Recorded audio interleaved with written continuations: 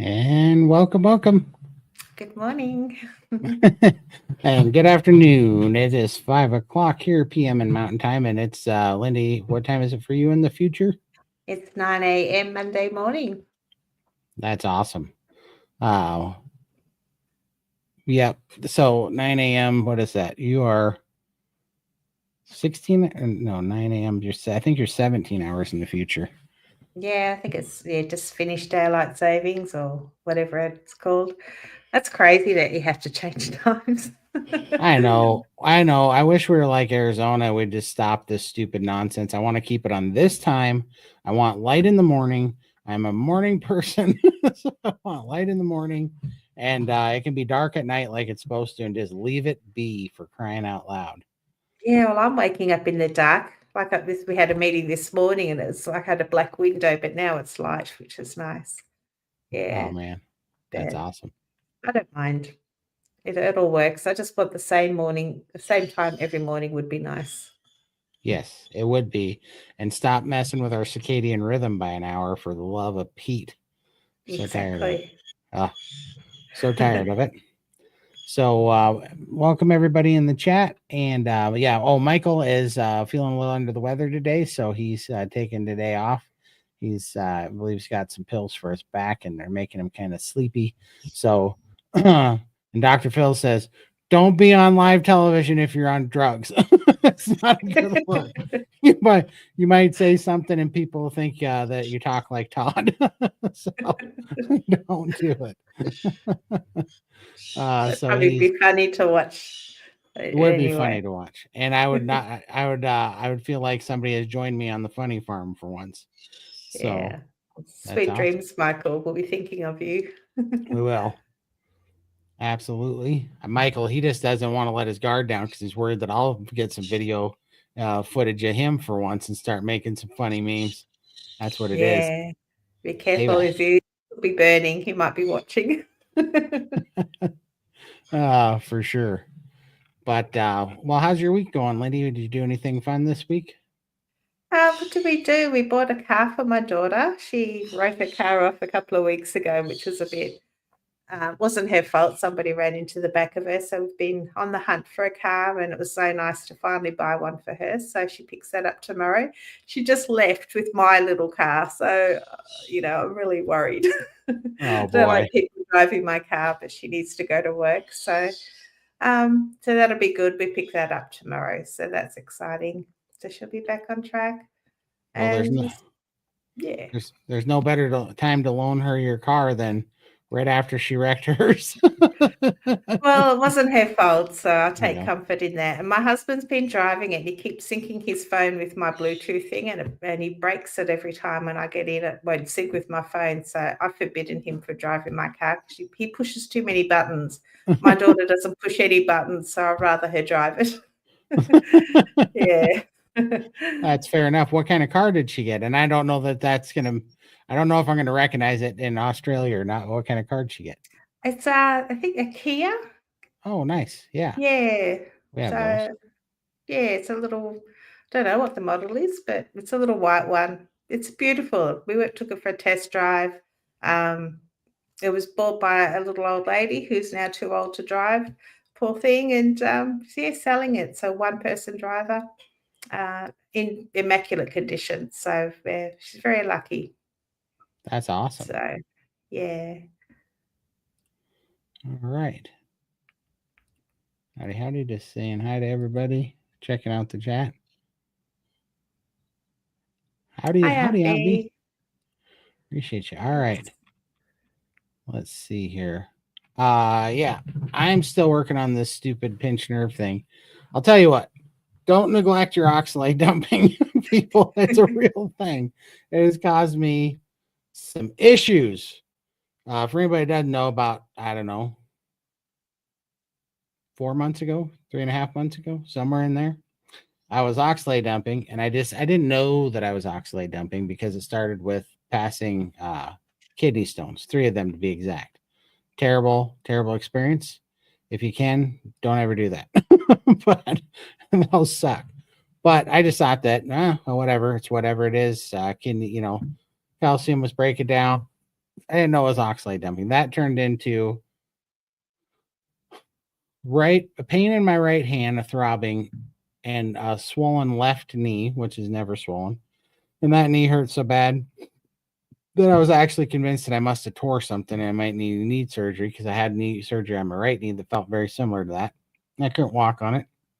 But then overnight, it just changed and I had zero pain in my left knee and I had a massive amount of pain in my lower back, which is kind of where it started with, because when you pass a kidney stone, that's also where it starts to hurt, is on the left side on your back. And then it went back to that area where the stones were hurting. But this time it went into my hip and my lower back and it hurt like hell. Well, that caused everything to swell up. And I started walking funny because it hurt so bad. And then when I was walking funny, I ended up with a pinched sciatic nerve, which then shoots pain down all the way down your back, all the way across your butt cheek, all the way down the left side of your thigh, all the way down your calf, on the side of your leg to your dang. Exactly, Tom. That's always going to be the prescription. And I will tell him my doctor said more ribeye. So that went all the way down there. And now I finally took Alyssa's advice and I started drinking some green tea, which alleviated the oxalate dumping.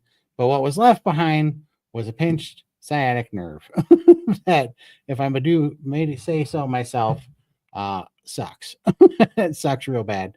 And so now I've been dealing with that. But I've been seeing a chiropractor. He's been putting it back where it's supposed to. I have a bunch of medieval devices that I put around my chin and my head and I hang off of it and it makes things crack and snapple. And I sleep on a heating pad and it's getting much, much better, but it still makes sleeping a challenge. So, but things are getting better. So it's very interesting. So that's what I've been working on this week. And let's see here. Working a lot in SPG this week. That's fun. Been making some videos.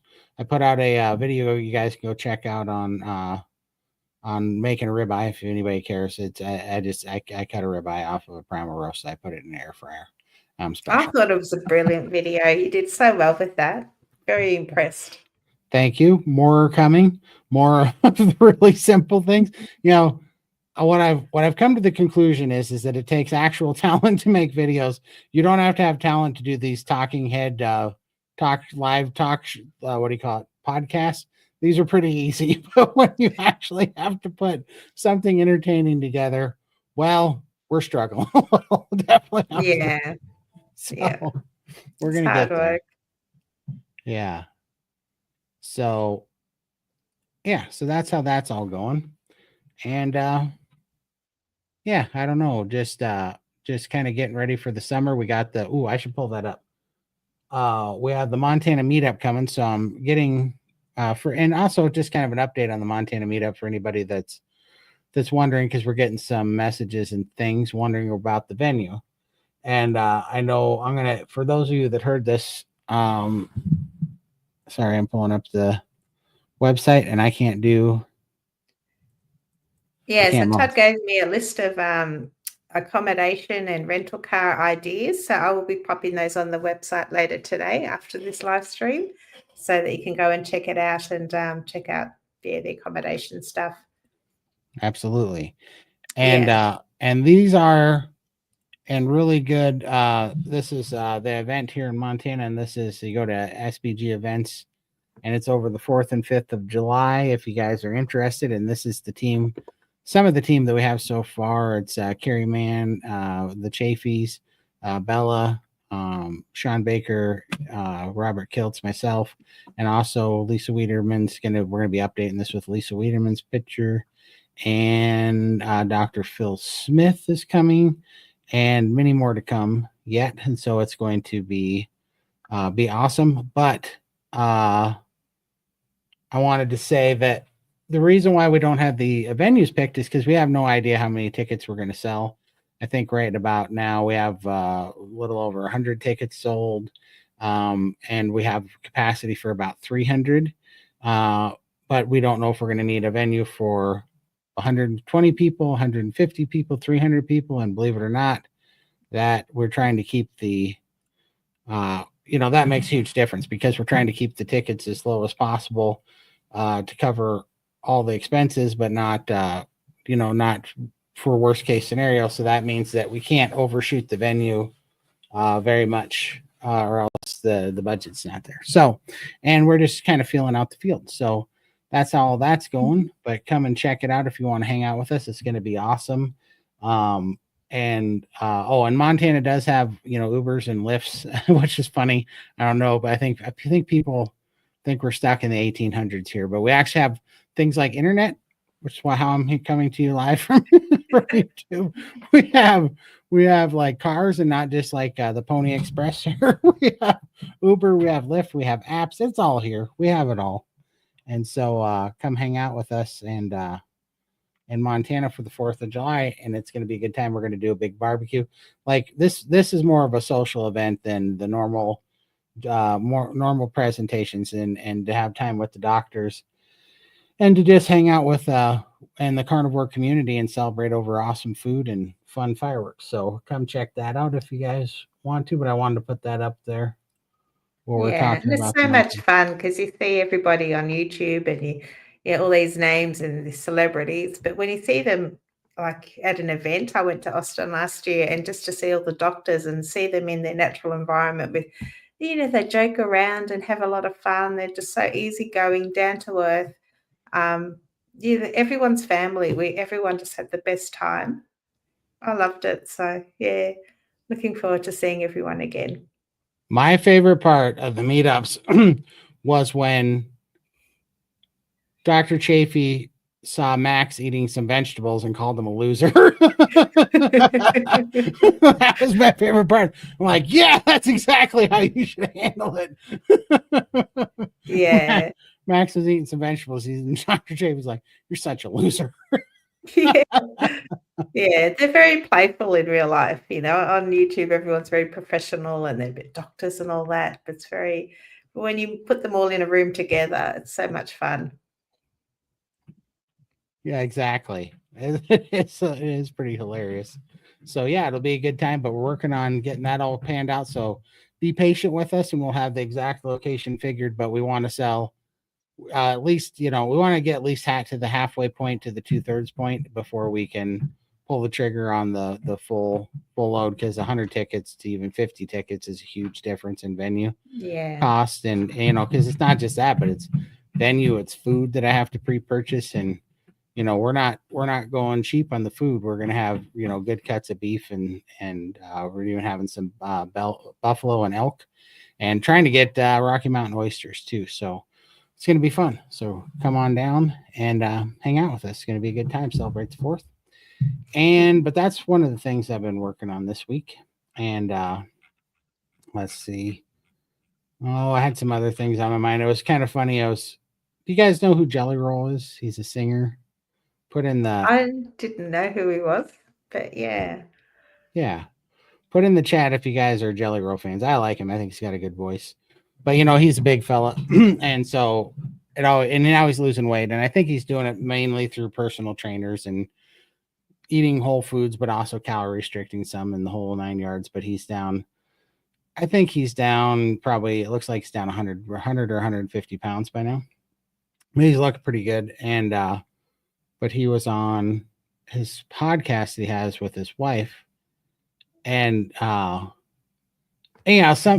they said something that struck my attention, because his wife said, well, you're more like a skinny guy in a fat man's body. You don't have a fat guy's mentality. And that kind of really stuck with me, because I've been told that a lot in my life. And one of the things that I've always hated about being overweight, because I've been fighting this since I was a kid. I was 600 pounds when I was 14. So I've always been stuck in this body. But one of the things that I always identified as being annoying was that when I envision what I'm doing, or if I make plans, in my head, and I'm always planning things in my head, I think it's the little ADHD brain thing going on, but I spend a lot of time in my head making plans and ideas and thinking about things. But when I'm in my head, I'm I'm never a 600-pound dude. I'm never a 500-pound dude. I'm never a 400-pound dude. I'm not that dude in my head. In my head, my physical representation of myself matches kind of my my future visions of the things that I'm doing and the things that I work on in my head. And so I thought that it was interesting because people said that, have always said that about me as well. And I heard that about Jelly Roll, but that got me thinking, and I never had before. I'm like, well, you're saying that that's abnormal, then to me, the abnormal thing would be, is there anybody that that has a fat person persona? Like, because I can't imagine choosing that, right? And what does that exactly even mean? Like if to carry yourself as a fat person. And so that just had me down this really long. I just started really thinking about that because that really struck hard, and I never thought about it before. And what does that exactly mean? And it was really kind of an interesting little thought exercise because I was sitting here going, yeah, why is it assumed that some people have a fat person persona, or are a fat guy living in a fat man's body versus a skinny guy living in a fat man's body? And is there such a thing as a fat man living in a skinny person's body then? You know what I mean? Like how would that come to be, and what does that even mean? And so I started really thinking about it. And I think what it means is,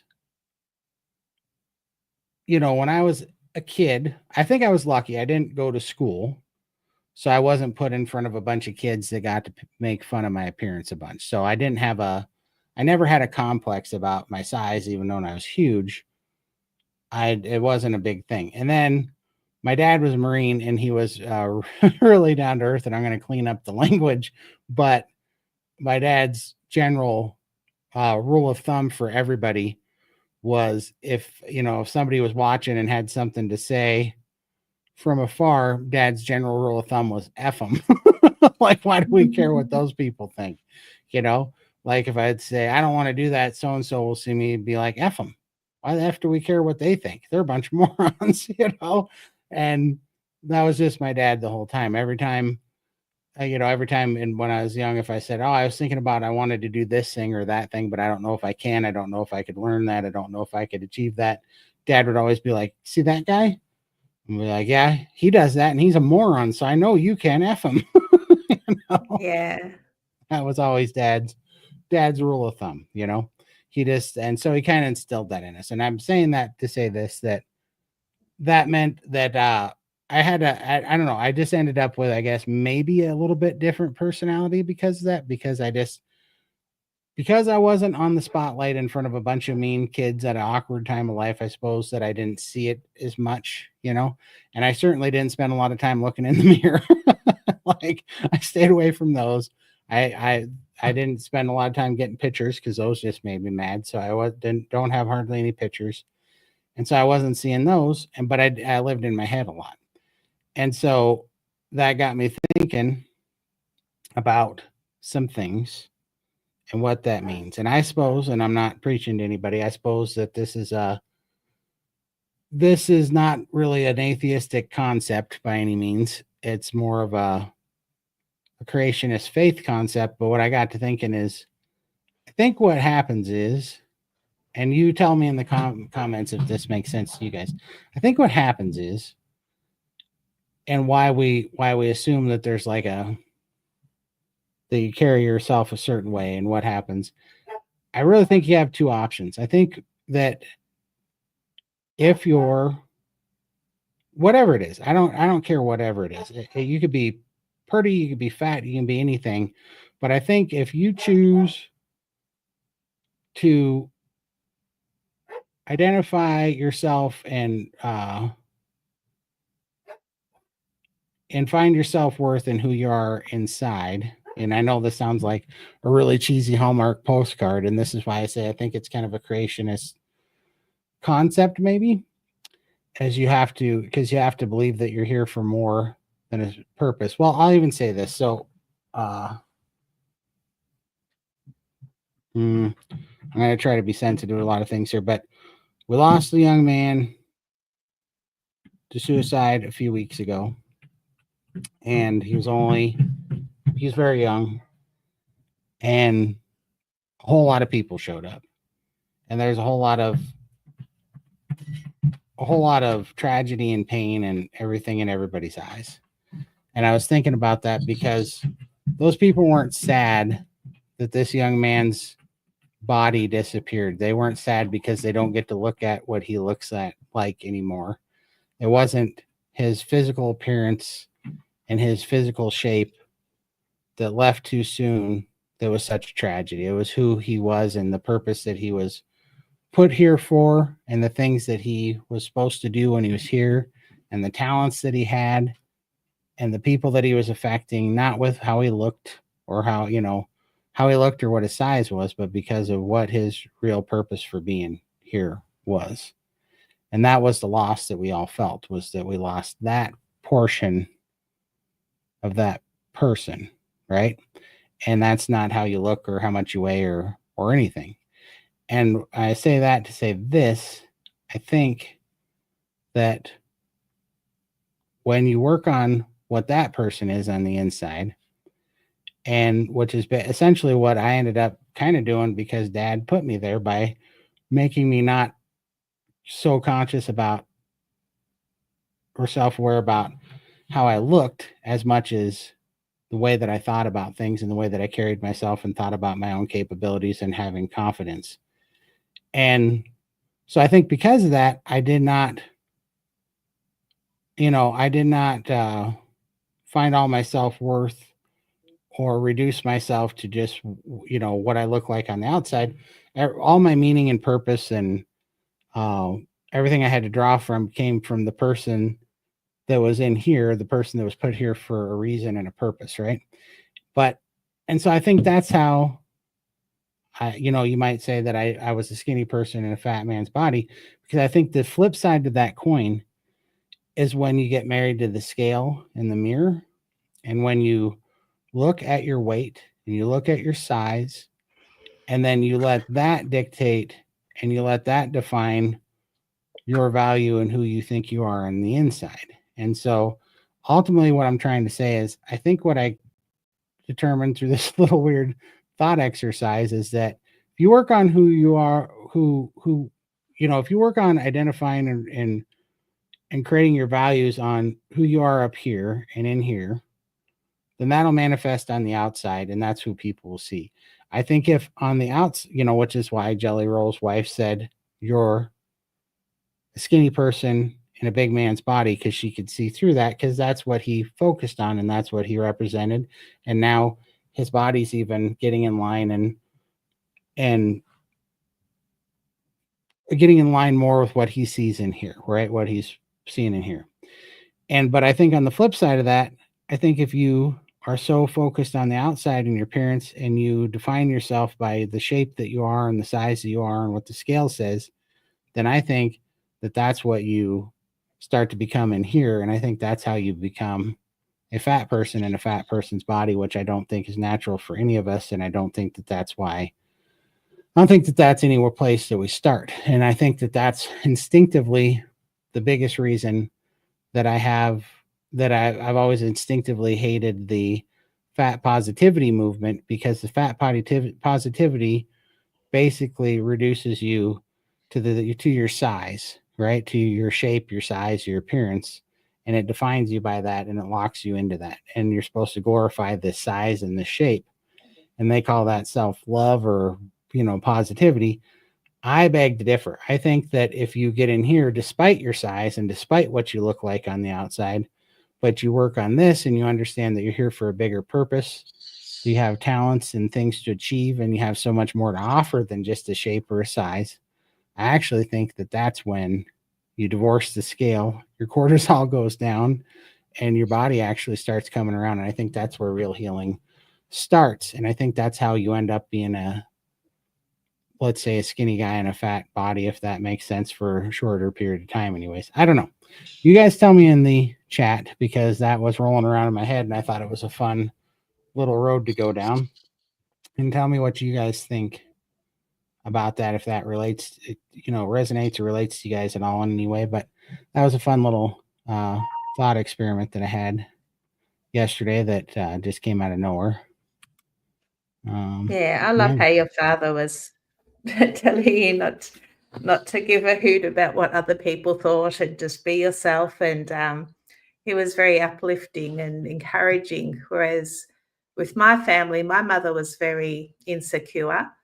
She was always on a diet, always counting calories, doing and that's what I've watched. And then I had my grandmother who was like, "Oh, you're young, here's this, here's a treat, here's this, here's that." Like it was two conflicting things. My dad, he didn't really care. Like he was just, I was always scared of my dad. He wasn't the nicest person. So my upbringing was very unsure of myself, and I would look at adults like because my whole family is big. Like I've always been big. I don't know what skinny is. I've never been skinny. So watching my family who are all big, that was just normal for us. And I'd see adults from other families, kids at school, and I just thought, oh, when I'm an adult, I just pictured myself as being thin. But obviously, I never got there because by the time I got to adulthood, I was a big girl. It's like, okay, well, now what happens? Now I've got all these bad habits instilled in me from my whole childhood. Now I have to make it work. So I tried every diet and did all that, did the lap band, and still struggling today at 53. Carnivore's got me back on track, but it's still, pretty much hard work. But I don't know what it's like to be thin. So now that I've lost 500 pounds and I've still got a lot to lose, I'm still at 800 pounds in my head. So how do I think myself thin? Because I still go to places and think, am I going to break the chair? Am I going to fit? I'm constantly doing that. It just hasn't, yeah. Right. It's Yeah, I just, know. So it's kind of interesting little thing though, because I was just, just like you said, I guess you can start to think of yourself that way, but I don't think that's how you end up getting out of it though too, is kind of changing that mindset, just like you said. And I know that it gets beat into us because of our, how I don't know, I guess it's because, we kind of see these things reflect off of how people perceive us too. And I think we pick up a lot of that, which is another reason to be in a carnivore community, because you need this, in a carnivore community, especially like SBG, everybody's looking at you. I don't care how big you are, they're looking at you going, oh yeah, you have metabolic syndrome from the standard American diet, and this is you're just healing up from it. It doesn't matter. Like it is once you have the scales removed from your eyes of how this stuff happened, right? And all the stigma is kind of gone. Yeah, everybody's just in a state of healing, because and we understand the disease. So we understand that it doesn't define anybody. That's another really good reason to be in a community, because, I certainly don't look at anybody and think, oh yeah, you're stuck there because you're this person, because you are, I don't think there's nobody's walking around with a autoimmune personality. It's not like you're a normal person stuck in an like everybody's a normal person. It's just yeah. that I think we start to perceive this a little bit different, because we start to adopt it as like a meaning in our life, and we reduce ourselves to it. And I think it's the exact opposite. We got to get rid of that, because I think we're holding on to some bad things, like the scale and this whole calorie restricted thing, and the you know Yeah. And that's part of the healing journey is trying to change those mindsets that have been instilled in us for such a long time. And that's my mission now. I think carnivore, just eating meat, is easy. It's changing the mindset and all the bad habits and just listening to other people over all these years that it's really hard to change that mindset. Mm. for sure. Let's see if we got some star comments. We do. Let's see what people have to say. Guys, we only have 5 questions in here, so you guys better get to posting them, because I'm going to rifle through these quick and we'll be out of here too soon. Yeah. So, I might get the day off. We'll go and join Michael. we might go barbecue. Is it okay to add lemon to water? It is okay to do anything you want especially lemon's a good idea, or can be a good idea if you're oxalate dumping, but as long as it, you just got to watch out and see if it gives you any sweet cravings or anything, or if you have any, side effects. I think, I'm personally of the mindset that you have to be.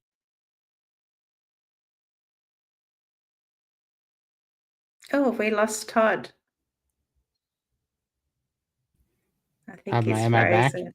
Oh, yeah, you're back. Okay. Yeah. I don't know how that happened. I That heard was weird. I was talking the whole time, and then all of a sudden I got the reloading wheel.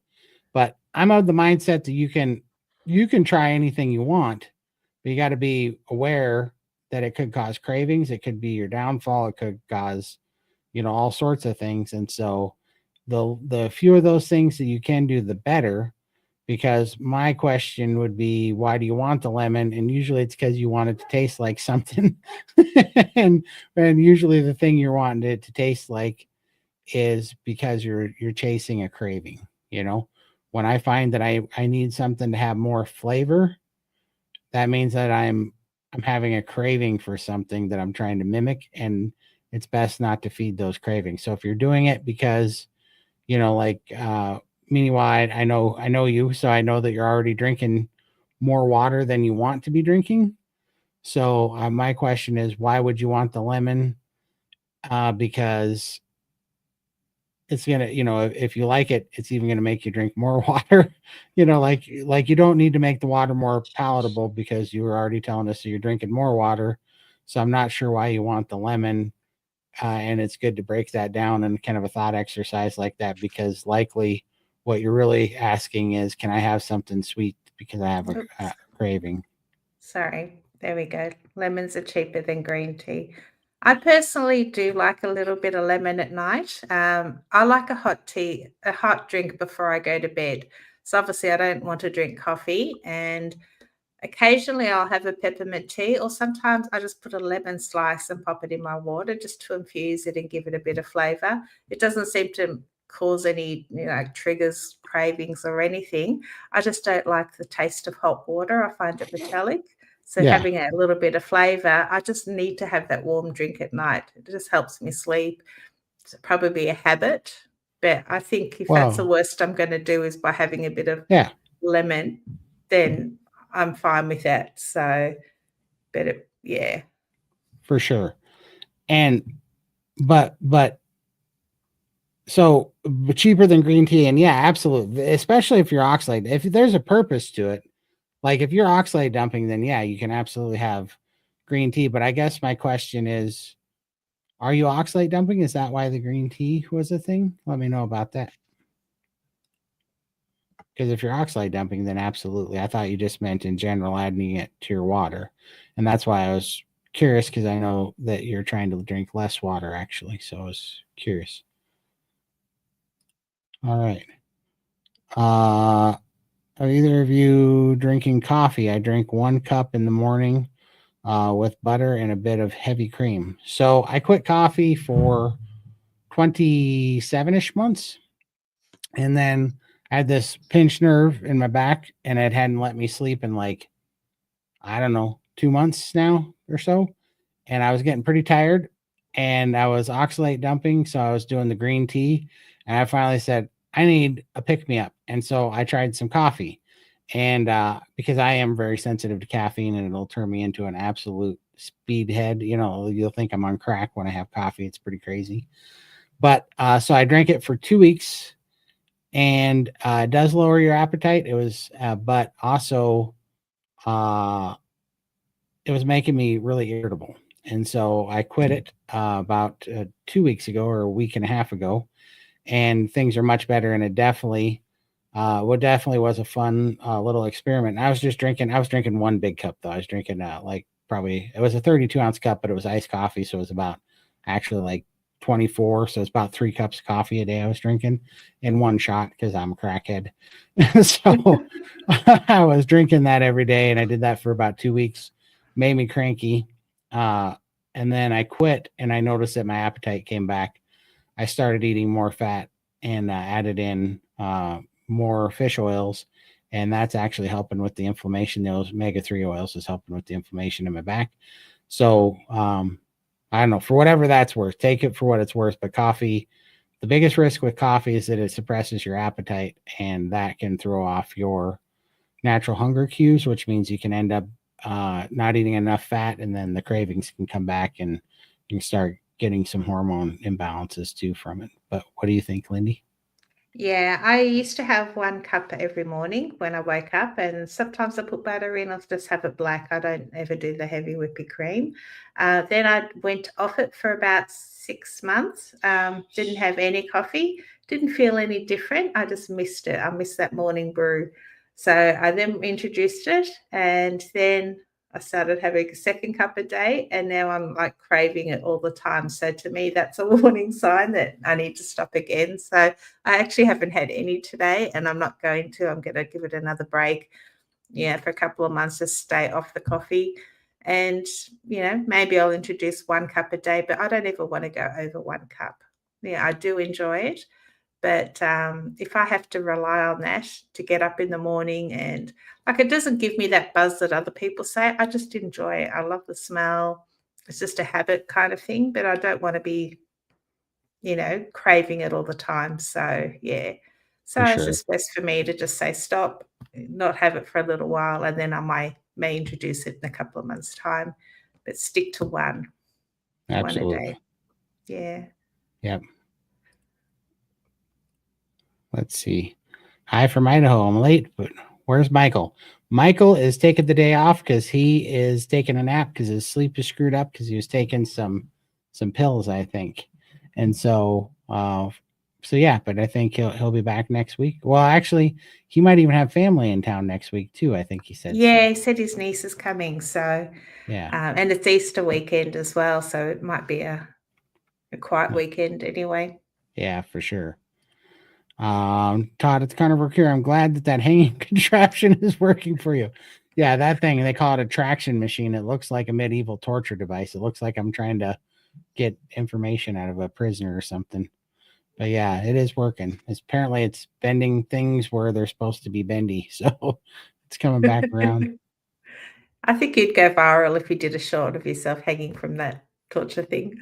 I think I might black out if I do a video of me hanging from that thing. God, it beats the crap out of my chin. Oh, I've always had strong legs, though lately, when I go on my 7 to 5 day a week, 2 to 3 mile walk, my legs feel sluggish, heavy. Could it be vitamin B or electrolyte issue? Yeah, I mean, fat, it can be fat. I think when you get fatigue and also when you get nerve fatigue, I find that those are the two things. So if you have any water in your legs, if you have any nerve fatigue, or you're feeling any neuropathy, I find that my legs get really heavy. And then also if I don't have electrolytes, which will help the nerves, like if you're getting dehydrated, that can definitely be it because it disrupts the nerves. And then also if I don't have a good amount of fat in, and if I have inflammation, all those things cause my legs to get real heavy and weak. For instance, one of the things that I'm struggling with exercising right now with this back pain is because of how weak my left leg has been since I have that, because it's pinching that nerve and it just makes it so weak. Everything's tired. It feels like I'm dragging around dead weight with that, with that. So craziness. But those are all the things that I know. Do you know anything else, Lindy, that might make your legs Yeah, feel heavy? definitely, when I've got the edema, when I have cheese, dairy, that always, makes my legs feel really heavy. And at the moment, the exercising that we're doing, that's bringing sort of inflaming my edema a little bit and sore hips. But yeah, just rest up and get those legs elevated at night. It could be electrolyte thing for sure. Yeah. For sure. Mm. I hope that helps. Tom, should I take any supplements before my blood draw? Fasting 14 hours, so it should be taken tonight. I don't think so. I don't know that I'd want to take any supplements at all. You'd kind of want to know what your baseline is, right? To see so you wouldn't want pump anything up. should I take? And maybe he's asking if you shouldn't take his supplements. And if you're asking if you shouldn't take your supplements, yeah, I would say don't. Not before the blood draw. I Yeah. wouldn't. Like the day before, just take everything as you normally would. And then I think it's between 12 and 14 hours. Don't go over 14 hours. Yeah. Because then that can skew your blood results as well. Yeah, I would think so. But we're not doctors, but I believe that's what I would do for sure. Tips on helping my friend that just went carnivore to understand that she needs to eat more. Honestly, I think she needs to join the steak and butter gang. And I get nothing for saying that. I don't get any pay or any kind of endorsements from them or kickbacks or whatever you call them. I don't even think that's the right word. I think that's for the mafia. But whatever you call when you what are those called? Affiliate deals. I don't have any of those. I don't do any of those. I donate my time there, and I believe in it because it helps so much. And when you see, hundreds of people that are in there in real time on Zoom calls showing you that they were stalled out until they started eating more and then the weight dropped, that they were stalled out on their healing until they started eating more and then the weight dropped.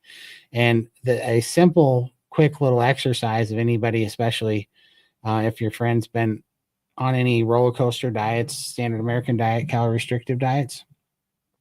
If you listen to all the dietitians, which I'm sure we've all, anybody trying to lose weight's heard from at least one or two, they always tell you about the to be in a calorie deficit. But then what do they say? Immediately they go, but you want to keep it between around 500 calories because you don't want to be in too much of a deficit, because if you do, what do they tell you? They say it'll shut down your metabolism and then you won't lose any weight, right?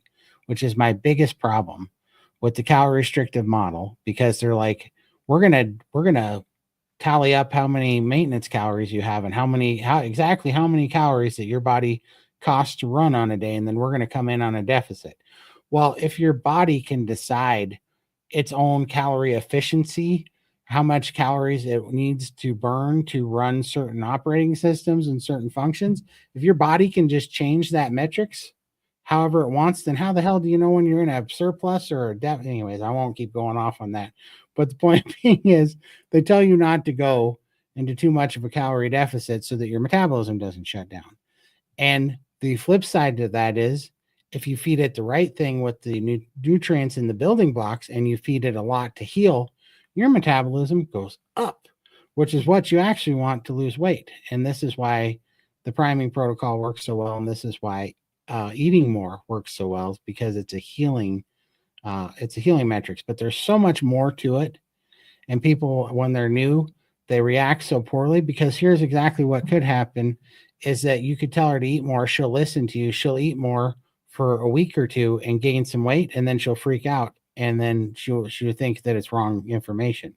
She needs to understand why all these things happen. She needs to understand that at first it's a kind of a honeymoon ride, because you lose fluid and inflammation, so the weight comes down pretty quick at first.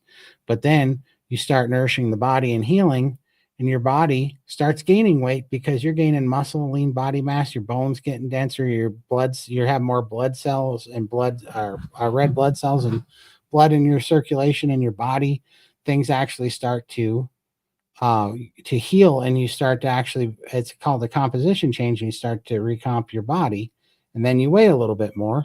But then that's where people freak out. But then that's where the secret sauce is happening. And then when your body's healed, then it starts working on your hormones and everything too. And it starts feeling safe, and it lets go of the weight, the way that we're supposed to be, because our body doesn't hate the weight like we hate the weight. Our body uses it as a mechanism to store all the toxic junk and the oxalates that we've eaten. And it needs to be healthy enough to be able to deal with it, and to deal with it over time. So there's a healthy way to do that. And, we got to trust the process. But that is so much to try to tell somebody. They really have to see it in a community where it's working for a bunch of people before they trust it and believe it. They got to see it with their own eyes. So I got to tell you, you just got to come over to the Steak and Butter Gang. And if you do come over there, say hi to us. And if your friend does, tell them to say hi. Yeah, and if you start at the beginning of the month with a whole group of new people, you're all going through it together. So you've got people that you can bounce ideas off, and you go through it together. And occasionally we get a few people crying at the beginning because they've put a little bit of weight on. And then the next month they're all like throwing parties and, oh, it's all falling off. I should have trusted the process. And it's so funny to watch. But For it sure. just, it works. It works. 100%. All right. Your favorite way to cook pork belly? My favorite way to cook pork belly is to put it in the air fryer and cook the pork to about 5 degrees under temperature, whatever you want. You got the fat skin part. So first of all, I take the skin, I flip it over, I scrape it with a knife, and you'll see some grease and some sediment come off the top and the little hairs and stuff, and it opens it up. So I scrape the top a little bit, I get that off. And then I take the top and I aerate it, and I have with a sharp knife, I poke a billion little holes in the top of the skin, but I don't go all the way through. And then I flip the pork part over and I put slits in it, right? And I open it up a little bit, and then I usually put a little bit of salt on that and season it up. And then I flip it back over and I put it in the air. Well, then I put it in the fridge on a cooling rack and I let it cool or let it air dry all night because I want as much moisture out of the skin as possible. And I also put a salt blanket on top of that. So I pad the whole skin with salt overnight, and I leave that on there. Then I take that out of the fridge the next day. I put it on the air fryer. I have a big 6-in-1 Ninja air fryer. I put it there, meat down, and I cook it till the meat. I actually have a temperature probe, and I check the meat, and I cook it till it's about 5 degrees under temperature. Then I make a aluminum foil boat the size of the pork belly, and I put the pork down, and it only goes as high as just the meat part, but it leaves the skin exposed. And then I put a little bit of beef broth in the tinfoil boat that I put around it, and it's to keep it from overcooking the meat and the meat portion and keeping it super juicy. Then I put it back in, and I remove the salt blanket off the top of the pork belly, and then I let it fry until the pork belly skin gets really crispy and bubbles up, and you can scrape your knife and it turns into chicharron. That's how I like to cook them. Wow.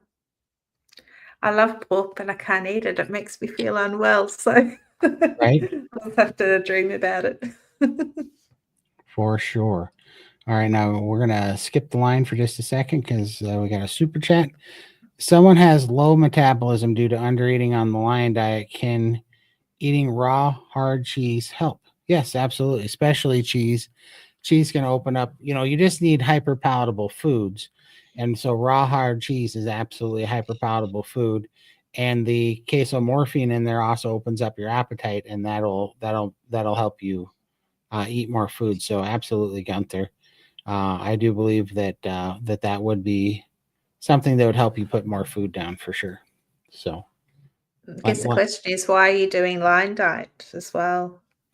Right, and I think Gunther, I think Lion, I think if I remember right, and I might be wrong, Gunther, but aren't you healing some stomach issues? Is why you're so strict on Lion? I think he's got some gut issues or something, if I remember right. Sorry, Gunther, I get a lot of questions, but I remember something like that, and I know you're dealing with something kind of fussy like that. So, but I think it could definitely help. However, you have to know how much you tolerate the raw cheese with your if you are having a gut issue. I don't know if you tried raw cheese or if that's a risk you want to take. I can't remember. We'll watch out if you have a reply, and we'll check that out. All right. Tell us more about your priming experience. What did you eat? How much? You guys are going to pass out when I tell you how much. How did you know when to stop? So first of all, I started priming.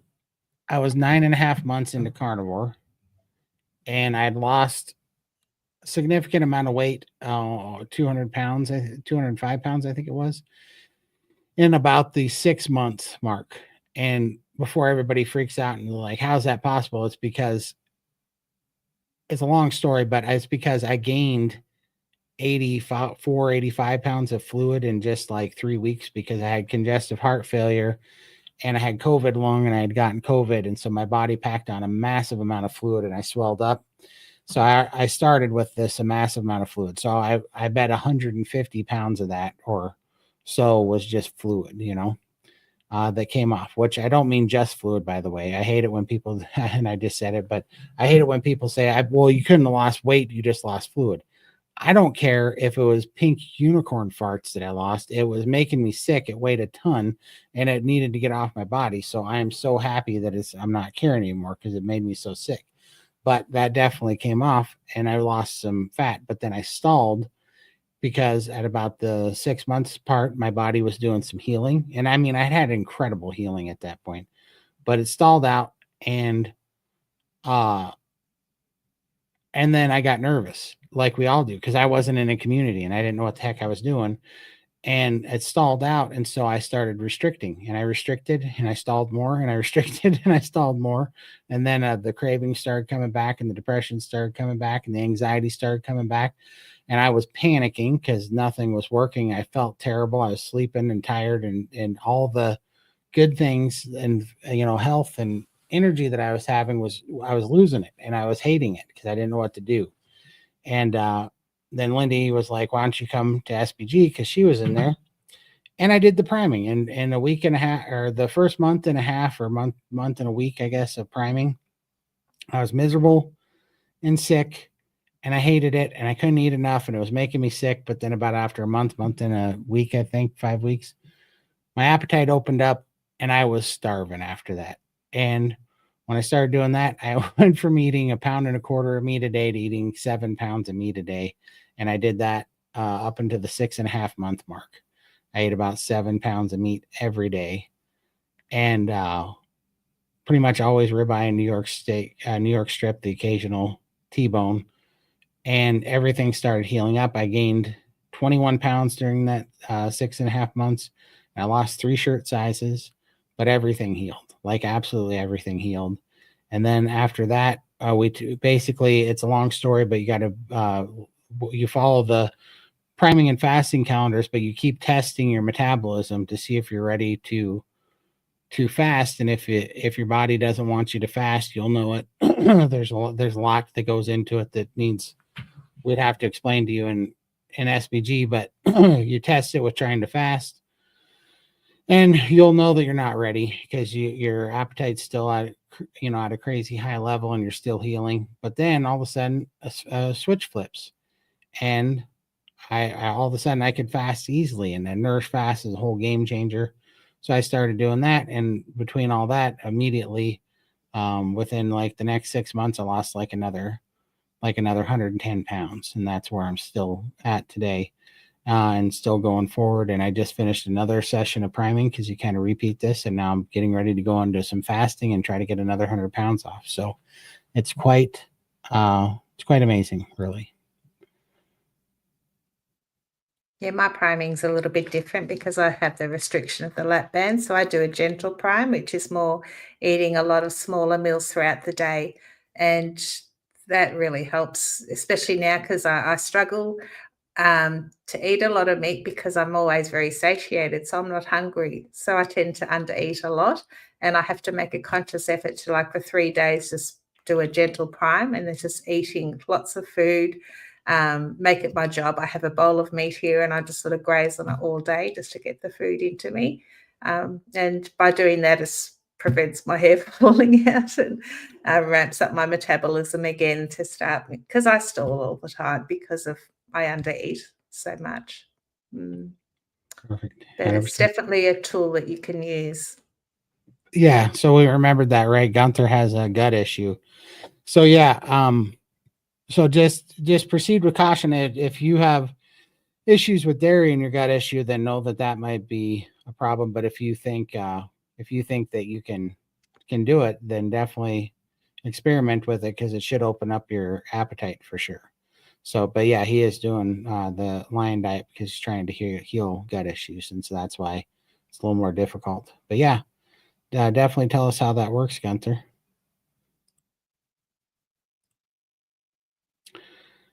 How do you know when you're oxalate dumping? Well, I'm gonna tell you. Here's how I know. It's because I was. How would I say this? I gave birth to a red hot ball bearing rolled in glass shards dipped in battery acid. That's how I knew. I passed 3 kidney stones in about a 10-day period of time, which was the worst experience. And then right after that, it went to nerve pain in my right arm, swelling in my left knee, turned into bleeding from the navel, then turned into swelling in my left hip, and plus a couple of skin breakouts on the back of my legs. It was the worst oxalate dump, and it lasted 3 months.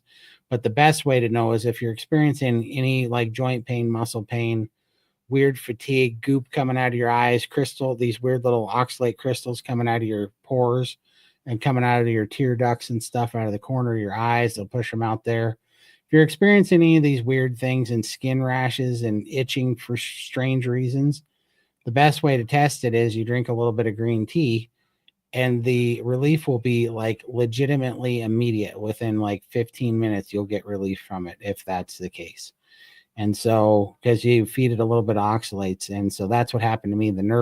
I'd been putting up with the nerve pain for like 5 weeks or something, and it was nonstop. And I drank within 2 drinks of some green tea, the nerve pain stopped. And for the first time in 5 weeks, and that was the dead giveaway that it was oxalate dumping. Mine hasn't been as severe. I've mainly had it as a skin rash. So I had it once under my arms, both arms, which was just gets really hot and bumpy and itchy. And also my legs, I've had it just from my knee down, the front of my shins, where it just gets so itchy, you just want to scratch the skin off it so bad. And I just pop tallow on it, and that seems to soothe that redness and itchiness, gets rid of that pain. But it lasts for about 3 weeks, and then it just disappears. But there's no reason why I would have. Like, I don't do anything different. I assume it would be oxalates that causes that. So I've been carnivore 3 years, and I've only had that twice. Wow. So, yeah, I've been pretty lucky. For sure. That is lucky. I pray that you never get the spell that I got. That one sucked.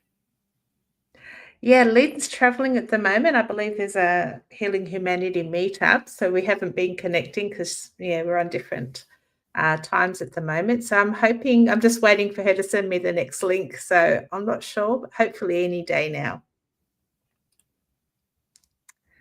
Yeah, it's all up to Lynn. I'm not sure when she comes home. Let's see. Todd, do you have a wife and kids? No kids. Had a wife, divorced now. Was married like 7.5 years, and now divorced. And yep. So that's how that goes. You do have a fur baby. I do. I have a Cosette. She's 20 though, so I told her she's gonna have to get a job if she keeps eating my steak. It's getting ridiculous. My whole family is tall, slim. I was the only fat one. Mother shamed and bullied me my whole life. Oh man, that sucks. Carney gave me mental strength. I have cut contact with her now. Losing weight. Feel free finally. That's awesome, Anna. Yeah. That's really awesome. Yeah, it's if your whole family, Anna, do you have a bunch of siblings? And if so, are you youngest, oldest, middle? Let me know that if you don't mind. I just have a theory about things, and I'm wondering if it pans out with you. Todd, you really need to start carnivore cooking channel. I'm working on it. It's just I got to get better at the technical side of things. I'm not good with the camera, so I'm working on it though. I'm getting stuff put together. I'll put it together soon. No, you did awesome on that steak one, but I'm waiting for the chili recipe. That I'm hanging out for because it's almost winter here. I need a good chili recipe. I'll get you one put together. Yeah, without the sous vide, I know. machine. I actually thought of you and I came up with an idea. I know how I'm going to do it now. I'm going to call an audible. Yeah. Nice. I haven't seen Merriam in a while. I'm probably misspelling that wrong. Anyways, the Aussie lady who has the big laugh. Any ideas how she's doing? How about you, Lindy? Yeah, Marwin's doing well. I think she did a video last Friday. She's going through a bit of meat aversion, and she does a Monday weigh-in. So yeah, she's around. If you check out her channel, you should see her there. She's doing well. She's got a cure for her meat aversion, but I'm not going to tell you. You'll need to go and watch her video. That's awesome. The Carnivore Odyssey. You look up her channel. There we go. What are the names of the towns around Bozeman you suggested to stay at for the meetup? So Belgrade is the closest one, but also fairly, so Bozeman's a little bit pricey to stay in sometimes. It depends. They have some deals too, and the prices are coming down too because we're getting more and more big hotels that are coming in. But there's Bozeman, and then there's Belgrade, and then that's all. I mean, all of it's pretty much the same. Bozeman, Belgrade, Four Corners, they're all pretty much. Four Corners is really just an area of Bozeman, but it's far outside, edges of Bozeman. That's a good place to look to, and there's a new hotel there. So, and we put those or we are putting those on the website that'll be there tomorrow. But other than that, you can go a little bit further. So, about a 30-minute drive to the east is Livingston, and about a 15 to 20-minute drive to the west is Manhattan and Three Forks, so you can look at. And so those would be the best places. There's another one about 40 minutes to the south, but that gets more expensive because that's a really pretty area called Big Sky, and that's where it gets expensive there. So go check them out. All right. Holy crap. Did we catch up to the comments? We did. Yeah. I think everyone's having a nice chat in there, but no questions for us. So I think we can just sit back and read the chat. No joke. 100% I gave birth, or it felt like I did, and then it was just a tiny little pebble of a thing, but it sure caused a lot of ruckus for about 9 hours. God, it had me praying for the first 4 hours, and then it had me praying to die for the last 5. Oh, it sucked. Let's see here. I did give birth. I gave birth to a calcium kidney stone. And then I did it 2 more times. It's incredible. It was like to give birth 3 times in 10 days, that's got to be a record, right? Let's see. You never answered my questions. You want to pop your questions in there? I thought I thought we got his question. What question was it? Oh, was it the woodchuck question? Was that today? Probably. That wasn't a question. Yeah, it wasn't. We didn't take that serious.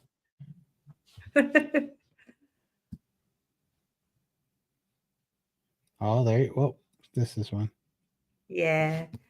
Have I gone out to get any new clothing? No, I haven't really, because I'm in between sizes, and I need to go and get something. I've got the Melbourne meetup coming up in 2 weeks' time, and I really should go and buy something nice because all my clothes are very big and baggy, but I don't know, I kind of feel safe in my clothes. It's like a warm hug. And yeah, going shopping kind of scares me a little bit. Like, yeah, I need to get over that. And I need to wear color. I'm always in black, and it's just like when I go shopping and I see all the colorful clothes, I try them on. I'm like, I can't wear this. I can't wear this. So another mind game I'm going through at the moment. Yeah. Man. I'll get there. Soon. Have either of you got experience with gout in the ankle? That's like a sledgehammer hit you. If so, what did you do for it? Yeah, boy, howdy. This is just, we were just talking about this today, how you keep focused when you're like in a weight stall on Carnivore, and these are the things that keep me focused. Gout. God, I hated gout. It sucked so much. And it's funny that you said the ankle, because that's exactly where I had it, was the left ankle. And most people get it in their toes, but I had it in the ankle, and it was miserable. Gosh, I hated gout. And I get it about, I don't know, every 4 to 7 months, I would get a nasty flare up. And anybody that's ever had gout knows what I'm talking about. And you'll go to bed and you'll feel something in your foot. You'll feel that very familiar tiny little ache, or you'll wake up and you'll feel that very familiar, just tiny little ache. And you learn to recognize it, and it just ruins your day, even though it's not hurting yet. That you have about 5 hours and all hell's breaking loose, and it just sucks. So yeah, I feel for you on the ankle gout thing. That's miserable. Ultimately, what I did for it was Carnivore, and it went away. And I haven't had gout in I had one flare up of gout on carnivore, and it was because I took too much. This was early on, and I took too much furosemide when I was still doing it, and I pulled off too much water. But and that was a side effect of the furosemide. However, I haven't had it since about 2 years now, a little over. And so gout on carnivore heals gout. And I know that that's contradictory or, whatever, controversial opinion, but I know that carnivore heals gout. And now, if you're asking me, what did I do for gout before carnivore? I would take massive amounts of vitamin C in the raw and drink a crap ton of black cherry juice.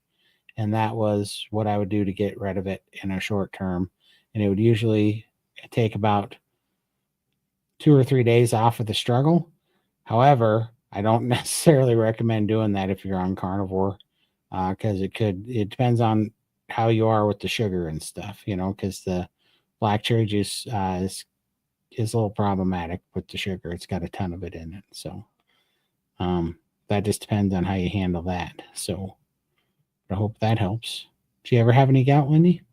I think I did once, but not while I was carnivore. Like many, many years ago, I had it, I think, in my toe. Like I never knew what gout was. I kind of heard about it later, but there was a time where I couldn't walk because my toe was in so much pain, and I didn't stub it or do anything. But yeah, it was terrible. So I'm assuming that it may be gout, but at the time I had no idea. I'd never heard of it before. But yeah, since being carnivore, no problem at all. For sure. What are you smiling about? Oh, I was reading down the chat. We'll get to it. Okay. All right. Is Lindy flying in for the meetup over on the 4th? I still want to go. If Lindy were to come, I would have to go. You can go and see Todd. Yeah, I don't think I'll be able to make it this year, but definitely be there for the Montana one next year. For sure. We're going to have it going. So, but you can come see her at Hack Your Health in Florida. That's in November. She's going to come to that. So you can come on over to Florida for Hack Your Health. That'd be awesome. Let's see. Am I missing? Here we go. But I am hoping Todd will stream live so I can join in and watch the fireworks. For sure. Yeah, I'll definitely try to catch it tomorrow. It depends on if I'm working on any SPG meetings after work, but I will definitely try to catch it tomorrow. And then, yeah, definitely pump it out in SPG and here on our channel and everything. And everybody go check out Target Prime Rib. He's going to go live tomorrow and say hi to y'all. So yeah, appreciate you supporting him. All right. Evidently not Target, Thomas. Thomas, there's still hope. We'll see, but you're going to be the case study. All right. Without going, go ahead.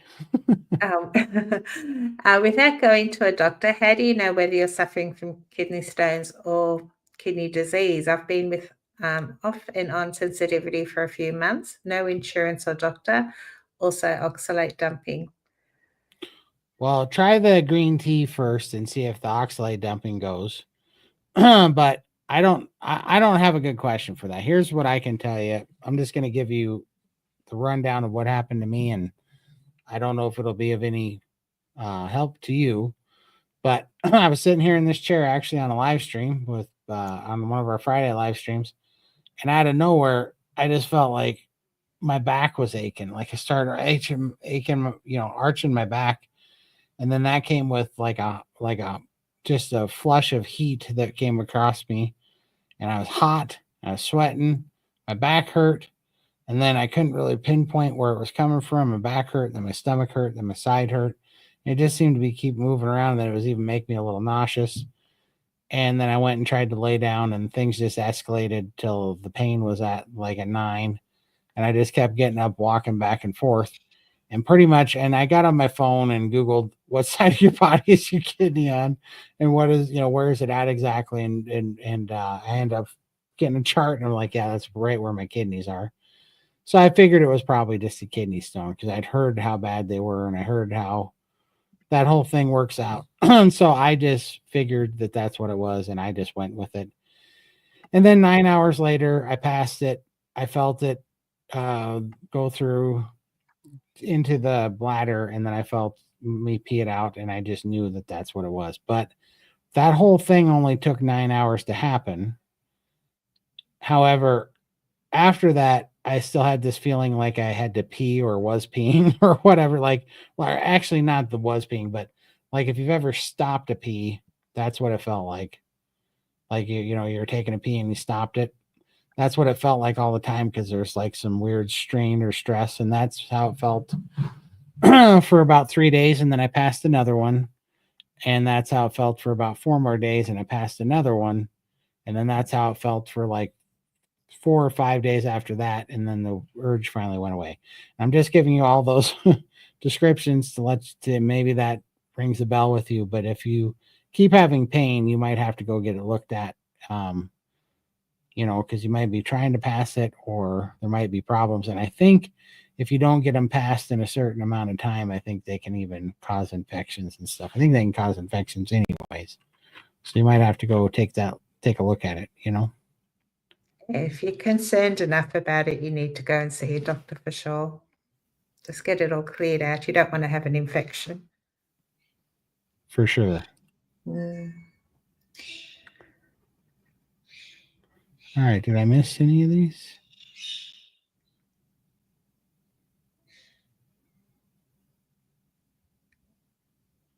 All right. I think we got them all. Wow. You guys, there's a bunch of you in here, but wow, I guess you guys are chatting up a storm with each other though. So that's good. I know. That's what I was saying before. We need some, what is it called? Some pork rinds or something, and sit back and watch the conversation. Right. Yeah. She had an uncle that had to have surgically removed. So also keep an eye out for that. Oh man. Yeah, my father used to have them lasered. They'd laser them or something because my father used to produce kidney stones all the time. I got you. Nice. Does one get blood in the urine with kidney disease issues, or is that just the bladder?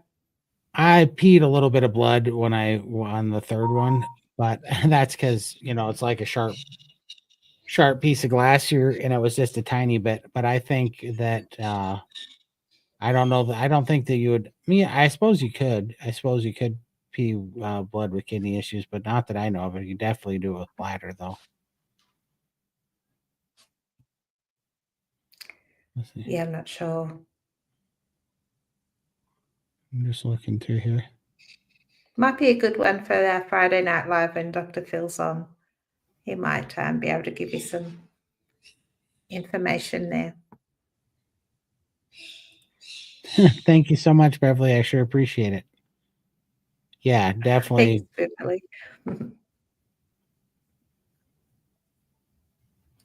Yeah, no worries. Let's see. For me, it's not the oxalates, it's always the sugar carbs. However, I will keep monitoring it for oxalate dumping. Okay. And Jules says if you don't have insurance, talk to the doctor's office before you make an appointment. They may give you a discount rate. That's awesome. Oh, here we go. And it says, I have one brother. He's 8 years younger than we were, both buds, or best buds. I was just wondering, I have a theory that some insulin resistance can happen if you're when you're in the womb, if your mom eats a bunch of sugar or crap. So that's why I was wondering, because my oldest brothers were skinny and mom didn't eat a bunch of sugar. And as my family, I'm the youngest of six, so as my siblings got bigger, mom's diet was also worse, and she was eating more sugar, and she was off the rails when she had me. So that's why I was wondering if that's what causes it. Because I have a theory that you're born with insulin resistance. And it's not my theory; it's Jason Fong's. But I think that you can become insulin resistant in the womb. Haven't lost any weight in the last 3 weeks. Pure Lion diet. Any advice to start losing weight again? All right, John. So many things. So many things here. One, is it possible that you're losing fat and gaining muscle, and that's why the scale's not moving? Two, are you gaining inches at all, or are you losing inches at all? Three, if you're not losing inches and you don't feel that you're gaining muscle or anything, but mainly if you're not losing inches, and also 3 weeks is not a lot of time, by the way, for weight loss. I mean, that's nothing in time.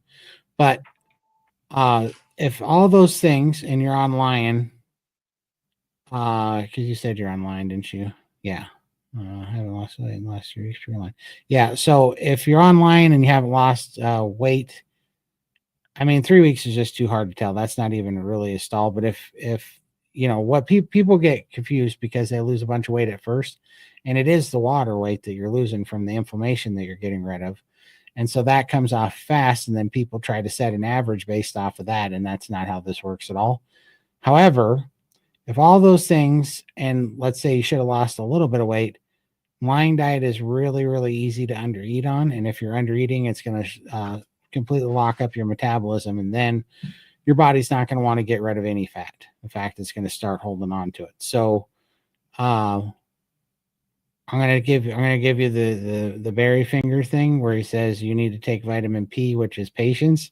And then you need to make sure that you're eating an adequate amount of food, because it's really super easy to undereat on lion diet because it's super satiating and it's not hyper palatable at all. So everything sits heavy on lion diet. So yeah, but other than that, I would need more information for sure. I personally struggled with Lion. I just didn't feel I was getting enough fat in, and because not realizing that tallow, I could have had tallow. I was thinking I can't have butter; it's not Lion, and I can't have my egg yolks. So I do want to try it again, and this time introduce some tallow to get that fat in. But For yeah, sure. mm. Absolutely. Oh, I need my Todd and Lindy fix. Thank you so much Thank for you. watching. Let's see. Appreciate you. Thanks for coming in, Tom. Enjoy that steak. Showed who's boss. Yeah.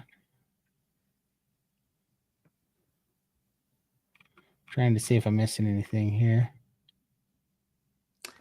Terrend says, does priming make people sick at first? Yeah, I mean, absolutely. Like, priming's miserable. There's so many things that happen. This is why I can't say enough that people need a good community, because there are so many nuances. And when we are just brand new at Carnivore, like we tend to like move the goalpost every time we have a negative symptom at all because we don't understand them. So we think, well, if I eat this and I don't feel good, then it's bad. If I do this and we don't get a certain result in a certain number of days, and I'm saying this because I was there. I get it, because we keep Yeah. being reactive to all these negative things that come up. But it's so nice to be in a carnivore community where so many people have gone through this and are in the middle of going through it, or just had that same experience last week and now they're here on this week to tell you how it went and how they came through it and it was right. Yeah, long story short, yeah, at first you don't want to eat. You're pretty miserable, right? Because our metabolism's super slow. You're not super hungry. You're tired. You don't have the stomach acid for it and all these things, and it just sits there and you don't digest it very well, and it's not fun to have food. Like, for instance, when I started priming, I would eat, like a pound of steak or even less, and it would sit on my stomach for like 7, 8 hours and it wouldn't digest. It'd take like 7 or 8 hours to go through. And they're like, well, you got to eat 3 meals plus snacks. Like, what are you talking about? This steak is not going to be, you know, through my digestive system until tomorrow.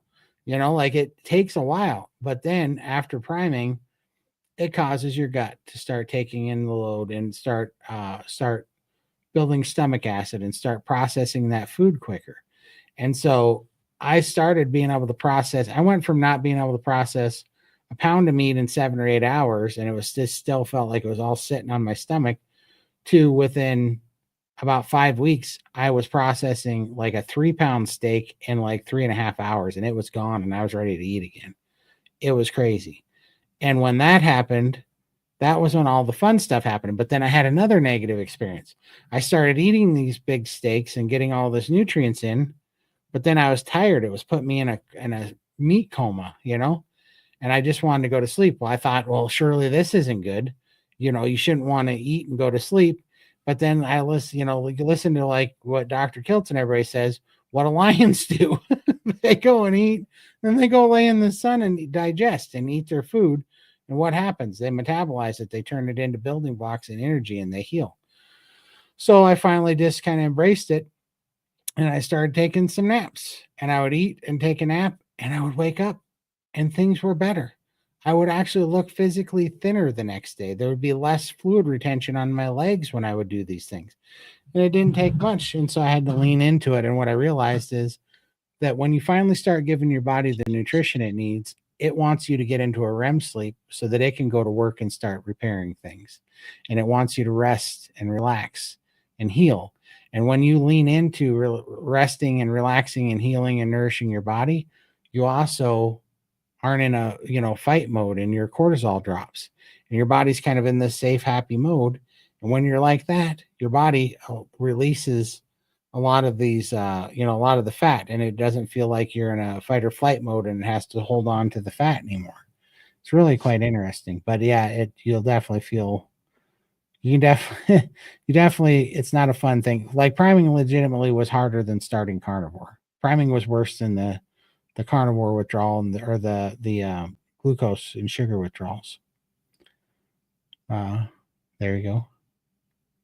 Missed you, Lindy. Actually motivated myself to work out to your video yesterday. Will we see you tomorrow? Congratulations. Good job for doing your workout. I'm not sure when Lynn comes back. As soon as she sends me the link, we'll put it up on our channels and we'll start up again.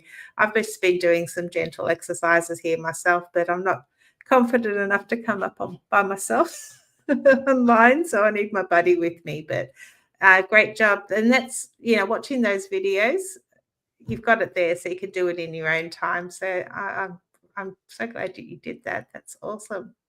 So hopefully we'll be back very soon. For sure. That's awesome. I can't wait to watch you guys do it as well. I was watching going, that looks actually like it would be a little bit difficult. So it is so hard. I'm not going to lie, I have had some joint pain in my hip, lifting my legs. I've got big legs, and so yeah, just the one side. So I have to be a little bit careful with that because I'm walking around a little bit funny at the moment. So maybe Coach Lisa said she's going to jump on our channel again one day. So soon, hopefully this week, and I might talk to her about sort of changing up that step, doing something else with this hip. So we'll find something that will work for me. For sure.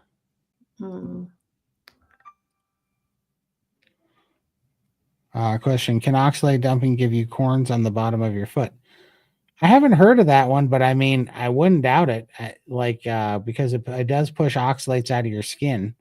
And so maybe if you are pushing oxalates out of your skin and your skin reacts funny to it, I mean, I wouldn't doubt it. It surely could, especially if you're having like an unusual breakout or something.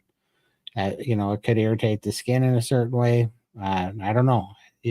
Sally K. Norton, Toxic Superfoods, is the kind of the Bible on oxalate dumping. You could check that out and probably give you more information, but I haven't heard of that one yet. No, I wouldn't be surprised. It does weird things to a lot of people, so it comes out differently for everyone. For sure. Let's see. This was in regards to eating the 6 pounds of meat. Well, here's what's funny, because I know that that's a ton and it's expensive, and you're not lying. I was like, I'm going to need to stop priming pretty soon, or else I'm going to have to get a mortgage. But here's the reality of what happens too. When I'm eating that, I was literally just eating the steak, and I would do it twice a day, and I would eat 2 three to 4 pound steaks, 3.5 pounds is what they'd end up around cooked. That's why it's about 7 pounds of meat. And I would buy them whole. But here's what I was going to say is that, you know, I wasn't buying coffees and I wasn't buying soda. I wasn't buying snacks or desserts or any of that stuff. And right after that, when I got through it, then I did 12 7-day fasts in that summer. So that's 3 months that I didn't eat anything or drink almost anything during that time. So I mean, I you know, I saved all that money when I was fasting. I saved all the money that even when I was eating, I wasn't eating all the other nonsense and garbage. And then also by doing that, I got off of about $450 a month in medication that I wasn't taking anymore, and Yeah. so I got rid of that. So I know how it looks up front, but health pays you back. It's funny, and it's so don't look at it like it's your food bill as much as it's your nourishment, your medication bill, like it's your health care bill. Like that wouldn't seem expensive if it was your health care bill. It's just because we look at it like it's our food bill, and we got to change that around. Yeah, doctors are not cheap, are they? No, not at all. Yes. Not at all. No, Tim. Yeah, how much did you spend on medical issues before Carnivore, and how does that expense compare to priming? Exactly. So just before, when I went into the ICU before Carnivore, which was the reason that I decided to do Carnivore, that was $38,000 on its own. So how many years of priming would that cover? And that was just one bill. Didn't count all the lifetime of medical expenses.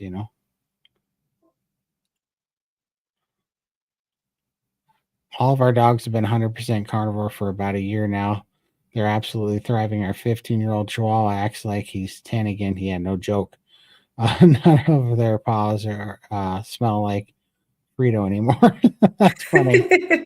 That's funny. I know what you're talking about. My mom's got a Chihuahua. Yeah, I know. And Cosette is stopped having seizures when I put her on Carnivore, and she's 20. She's got bad hips, and I don't know that that's going to go away. She's better. She's way better off of them, and she's way leaner. But she's 20. Like, it's crazy. And she eats more meat than I do. That dog, I keep telling her, you're going to get a job pretty soon because, like, she's eating, I don't know, she eats 3 pounds of meat a day easy anymore. She's such a pig. She loves the stew meat too. Like, give it up, give it a break. But she's thriving. Yeah. Lindy, my arms were aching a bit yesterday. Then I remembered I did the workout video with you and Lynn the day before. I'm going to do it again tonight. Being a good influence on me. Thank you. Oh, you're welcome, Jules. And yeah, I had the leg problem. My arms, I seem to be okay. Maybe because we did the arm flap challenge and a few other challenges, which we used our arms a lot. But my legs are very weak. They're not used to the exercise. So that's where my struggle is. But good job. That's Absolutely. That's all. awesome. Yay. I watched the Primal podcast. She had on Dave Asprey, thoughts on his books. He seems to think carnivore should be short term. Thinks lack of carbs results in insulin resistance long term. Oh my gosh. It makes Sorry. my head hurt. When people say stuff like, carnivore hasn't been studied, it's like we've been carnivores. I don't care what all the yahoos say.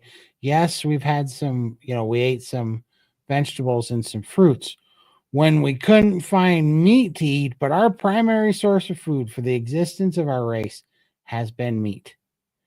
And so you and me and our ancestors and our literal DNA and the fact that we persist as a species and life to continue to grow on this planet is the case study results of carnivore.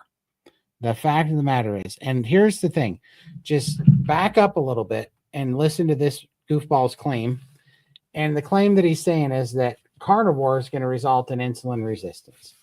Meanwhile, at the current rate of metabolic disease and insulin resistance, we're actually the life expectancy of people for the first time is actually going down, the number of years. And at the rate of disease and disease, sickness, disease, obesity, and people dying and loss of life, I don't think and especially at the rate that it's increasing at this like pandemic level, I don't think that you could say the same thing for the standard American diet. I don't think, depending on what you believe and what your science is, I mean, it's pretty well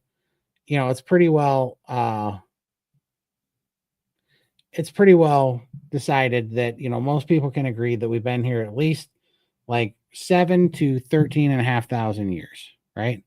Dating back to the oldest written word being about 13,500 years so far that they think, right? So do you think that if we stay on the standard American diet that we're going to survive as a species for another 13,500 years? I don't think so. But we did on Carnivore. So I think that this guy is selling some books. And also, by listening to the doctors and the nonsense, I'll have to read it. I haven't read this book, and I will read his book, and I'll look into it and see. And and even more so, I'll have Phil look into it and see, because he's way smarter than me. But I'll form an opinion after that. But I'm just thinking off the cuff. Whenever I hear stuff, this is the first things that come to mind, is that when you say carnivore should be short term, and I'm like, well, we've been doing it for like 13,500 years, and now there's 8 billion of us. So it couldn't have been bad for our species, right? That was doing pretty good, but it's only now on this experiment that it's not. And furthermore, I just had a blood test coming from my deathbed, and all this nonsense, heart, congestive heart failure, and the lungs, and the lymphedema, and the oxygen, and I was oxygen dependent, all that crap. And I just got a blood test, and I was low on some vitamin D, and my cholesterol was low. I'm eating 7 pounds of meat a day, and my cholesterol is low, or did for a long time. Now I eat about 3.5 pounds, but it's low. My cholesterol is low. My nurse couldn't believe it. I have no conditions. I had pretty high C-reactive protein from the inflammation in my back from my pinched nerve. I was a little low on B12 because I haven't been keeping up on my cod livers or organ meat, which I don't think is totally necessary, but I've been kind of neglecting it. And because I'm indoor a lot and I'm in Montana, I was a little low on vitamin D3. Anyhow, that was it. That's what Carnivore has done to me by staying on Carnivore. Staying off of Carnivore got me to 700 pounds, and they said I was dying and that there was no coming back from that 28 months ago. So I'll take door number 2, on that whole subject. What do you think, Lindy? Yeah, absolutely. I tried everything else for 53 or 50 years or so, and nothing worked. Now I'm carnivore. I have tried introducing vegetables, and that throws me into a spiral again. So this is working for me. This is the way I need to be. Who knows what I'm going to be like in 5-10 years' time? But for me, at right now, I just think this is my lifestyle. This is what I need to do to reach my goals, which is to be old, hopefully have some grandchildren, be on the floor playing with them at 80 years old, and being that cool grandma, and not being sick and in a nursing home tucked away somewhere. That's not where I want to be. So this is what I need to get to my goal. And yeah, I have to block out the noise. You hear so many things out there, and it does confuse you. It throws you off track. This is why I love my community. I go in there, everyone's on the same page, and I try and drown out that noise that's going to try and throw me off my progress. I can't listen to things like this. And I just go by how I feel. If I start to feel off, then I'll investigate what other alternatives, what I can do to make things better. But right now, I feel fantastic, and I'm just going to keep doing what I'm doing. For sure. 100%. Todd, I think I've heard you say you stopped taking your heart meds for congestive heart failure. How did you go? Do it with doctor's help, and how did you get past any fears of coming off them? Oh boy, I'm going to answer this question, but before I answer this question, I'm going to give you a disclaimer that not only am I not a doctor, that I don't even now recommend what I'm going to tell you. How I did it. But how I did it was I just got pissed and I threw them all in the garbage on day one and I didn't take them. Because here's basically what happened. I got COVID. I and COVID tore up my heart, and I gained, like I said, 84 pounds of fluid in 3 days. And I was still trying to fight at home because I was stubborn. But I woke up one day, I had like a mini stroke from not breathing and not getting enough oxygen. And I had to go into the hospital. I was in the ICU. They had me on, well, they did a bunch of tests. They did EKGs and blood tests and scans and all this crap. And they pumped off, I think, like 40 or 50 pounds of fluid off me at the time, maybe 60 or something. I don't even remember. But to try to get some of the fluid and then the test results, and a doctor came in and she basically said, you have COVID lung, you have congestive heart failure, uh, you have to see a pulmonologist, you have to see the cardiologist, you got to get a sleep study test because now you can't breathe, you're not breathing at night, you have sleep apnea. You have to see a lymphedema specialist because now you have lymphedema from all the fluid that you gained too. And she just went down this list, and basically, I couldn't hardly stand for 90 seconds at a time. And she gave me a list of like 7 specialists that I was going to go see. And she gave me a giant bag of medication. I was already taking medications for my lungs, and she gave me a giant bag of medication, said that I had to go see all these specialists to get more, and I had to see them before they're going to give me more medication. I had to go do all these things. And then when I got home, I had to meet with home oxygen, and they put me on home oxygen machine. And there I was, and I was pretty deflated, and I was pretty pissed. And you got to remember that wasn't too early or before that my brother had heart issues from a screw up actually on the doctor's part, but he died, and my dad had heart issues and he died, and they were both following, they died 11 days apart, and it had just happened a few years earlier, and I watched both of them take medications and go, and their whole life was about going to a specialist and seeing another doctor and taking another medication and going to another specialist and getting another test and having a nurse come over and pull another test and then getting more medications and having, all these procedures. And that's all that they did until they died. And that was their life. Once they got that news and they were in this sick care system, they went down the sick care road, and then they got sick cared to death till they died.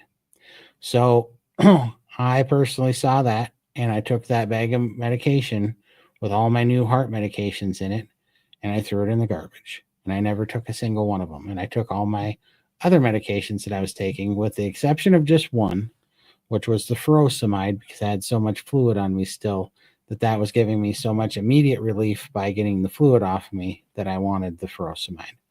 But I threw everything else in the garbage. And I didn't go to a single one of those appointments. And certain things happened, but I didn't go to a single one of them. And instead, I opened my Bible and I prayed about it. And I said, I'm either going to go see Dad and Ty sooner than later, or I'm going to do this with, with the way God meant for us to eat and live. And I'm going to heal, but there's no in between. And so I just decided that I had watched my brother and my father put their faith in the medical system, and it killed them. And so I decided I was going to put my faith in God, and it healed me. To be honest with you, I found Carnivore and I healed, and I'm through it now. And so that's not medical advice. I'm not telling you have to do it. And I think that there's smarter ways to do it for sure. But that's how I did it. So I would say get a good doctor like Dr. Phil, and I think prayer helps. So I'm just going to leave it at that. All right.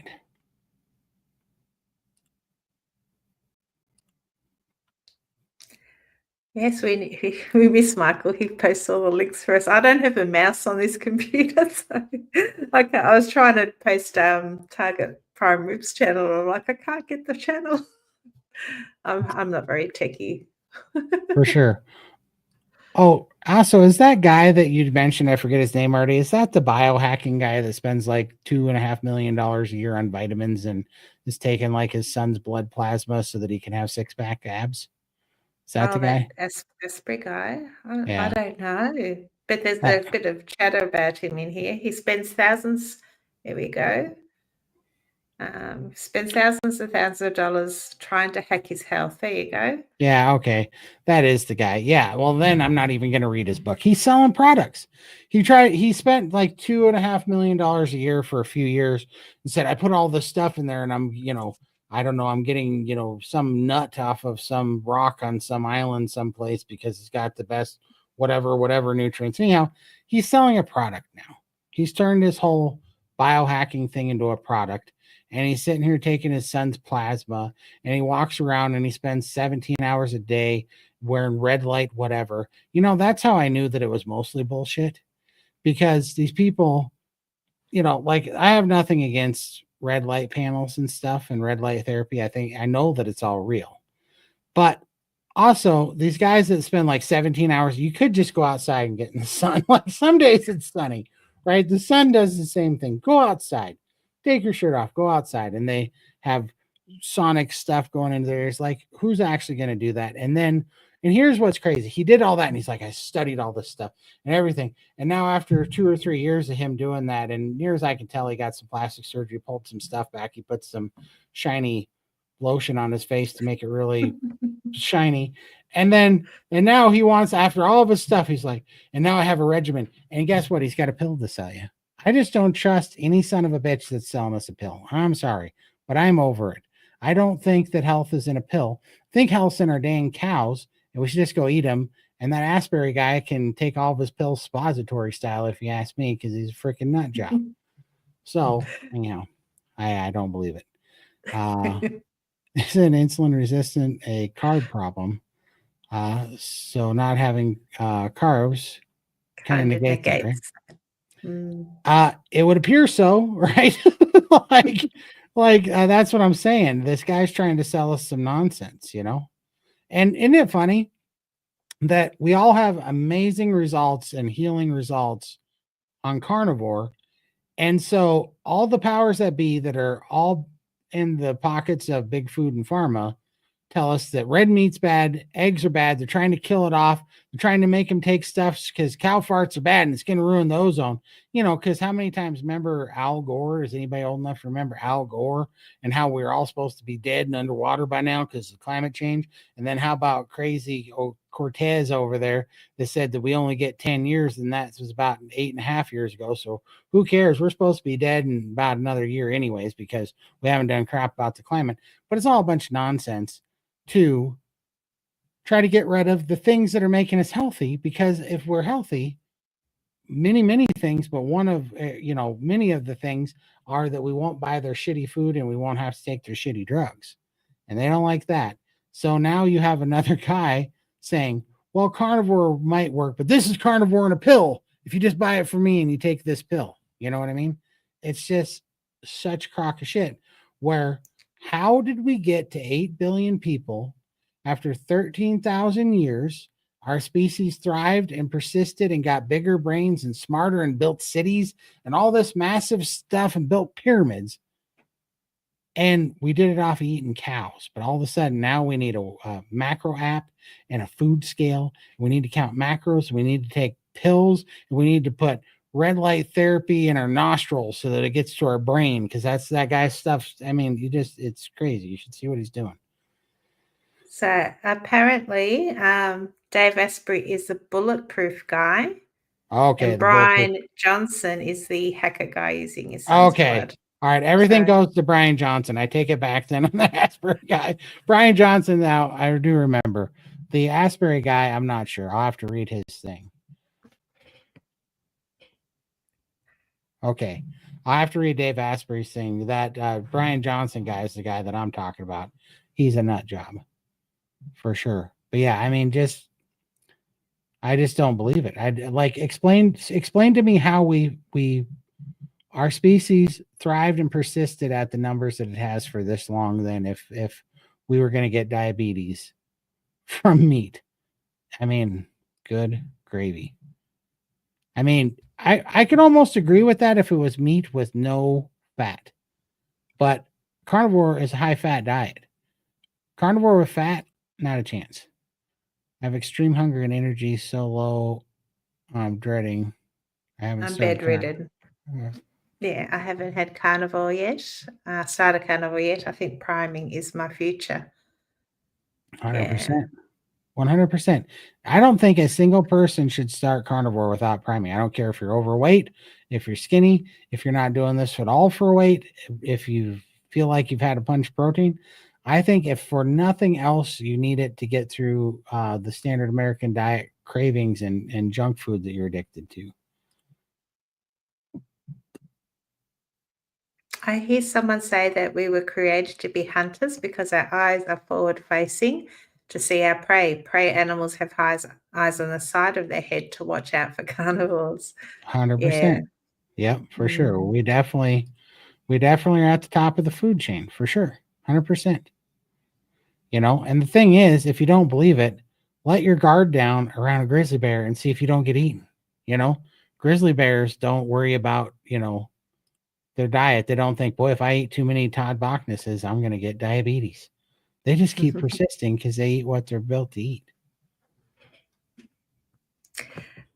Beck, my legs hurt during and after the workouts, but my lipedema therapist reminded me that my legs are big with the weight of the lymph and fibrotic tissue, as well as muscle and fat. We're doing good. Yeah, we just have to work a little bit harder to lift our limbs, but yeah. Right. Look, I don't get the pain that I did used to have with lipedema, so definitely carnivore is helping me manage my condition. But as to getting rid of that fibrotic tissue, I'm not sure if we're going to find a way to do that. I do think I have stopped making it, like I'm not getting any worse. But yeah, we'll just have to see. It's only been 3 years and I've had it for 50. So we never know. Maybe it'll start to break down over time. I'm hopeful. For Keep sure. promise, yeah, keep positive. For sure.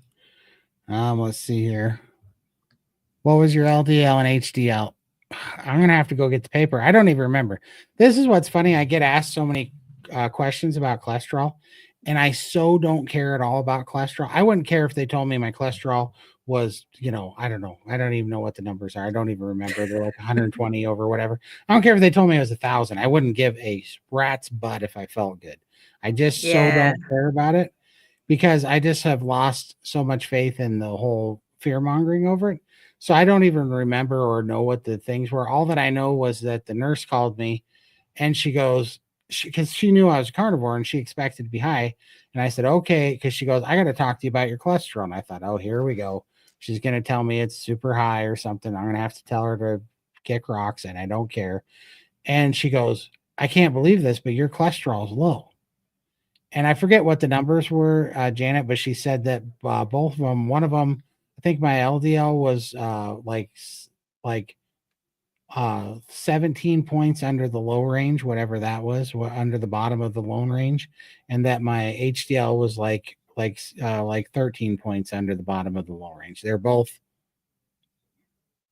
low, especially the LDL. I don't know what the HDL. She wasn't worried about the bad cholesterol. She was worried about the good cholesterol being a little bit low. And I was like, well, I guess I'll eat more butter. And what I did was I started eating more cod livers, putting more omega-3s in, and I started eating more of the fatty ends of the ribeye. But yeah, they're both low after eating mountains of steak, So I don't know. It's so yeah. silly. I don't worry about the numbers too. But I think I've got a video on Bella's channel with Dr. Hampton, and he went over my blood panel and he said, fantastic, 3 gold stars for you. And that's all I care about. I got the OK thumbs up from Dr. Hampton. Numbers, you have to watch the video because I would not have a clue. I don't care. Yeah. And I know my A1C was 5.4, and I think that was good or pretty good. I don't know. It's 5.4, whatever that is. I know that they weren't worried about it, so it must be fine. Dang, Todd, you've been through a lot. It's a miracle you're still with us. I'm too ornery, Doug. I'm too ornery to go anywhere. So, and Carnivore just works He's, awesome, you know. yeah, he's got things to do and soapboxes to jump on. Yeah, we need you Exactly. here. I got people to yell at. Like, what was Johnson's name? Doug Johnson? Or no, whatever Brian, Johnson's name. Brian Johnson. Yeah. Did you also have snacks when doing priming beyond several weeks? I fear I won't be able to fast afterwards. Did you do the snacks? No. So I did the 3 meals plus a few snacks. I didn't concentrate too much on the snacks. I just went hard on the meals. And then my appetite opened up and I just stayed at 3 meds, and then we would try to get down to 2 meds, and those were kind of a struggle. And then I just keep in mind I had just done 9 months of OMAD standing on my head like it was no problem. And then after my appetite finally opened up in about 5 weeks of priming, that was one of the tests, was go back and try to do an OMAD, just one meal. I almost ate my freaking pillow in the night. I was dreaming about food. I was starving, and I woke up, and I don't think it was a coincidence, but I had a piece of the corner of my pillowcase in my mouth. I think I was trying to eat my pillow in my sleep because I was so hungry, and that was because my metabolism went through the roof, and my metabolism was just running like a raped ape. I mean, it was just crazy, you know. So I ended up over and over, about once a month, I would try to go to an OMAD, and I couldn't do it. And I tried to go back and go to an OMAD, and so I just kept going back, and I wasn't even doing like the 2 meds. Like, my body was just healing, and it wanted this steak. So I did that, and then all of a sudden, uh, we went through the winter, and we got into the fall or the spring, and the crazy ravenous hunger started slowing down. I did a 2 med, I did an OMAD, and then I started doing some 48 or some 24s, and then it was pretty crazy. Somewhere in there we did like a 5-day fast. We all did. Remember that? Yes, we did. That was January last year. Yeah.